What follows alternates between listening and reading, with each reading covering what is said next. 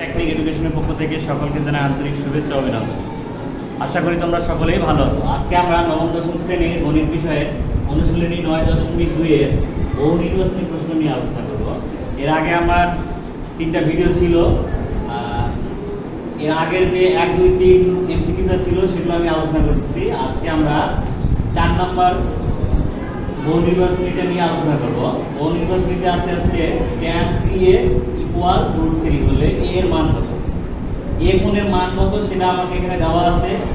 গতে দেওয়া আছে 45 ডিগ্রি, গতে 30 ডিগ্রি, গতে 20 ডিগ্রি এবং গতে আছে 15 ডিগ্রি। এখন আমাকে নির্ণয় করে দেখতে হবে a এর মানটা কত। আচ্ছা দেখো, আমরা এখানে tan 3a = √3। tan কত ডিগ্রির মান √3? আমরা জানি tan 60 ডিগ্রি মান √3। tan 60 ডিগ্রি উভয় পক্ষ থেকে tan হয়ে গেলে 3a থাকে, তাহলে 3a = 60 ডিগ্রি। আচ্ছা, থিটাকে গুণ আছে এদিকে যদি পার করে দেই তাহলে 60 এর সঙ্গে ভাগ হয়ে যাবে 3 কুড়ি 60 ডিগ্রি। তার মানে আমার উত্তর হবে 60 ডিগ্রি। আবার দেখো এখানে দেওয়া আছে tan 3a = √3। tan কত ডিগ্রি মান √3? আমরা জানি tan 60 ডিগ্রি মান √3। উভয় পক্ষ থেকে tanটাকে বাদ দিলে 3a = 60 ডিগ্রি।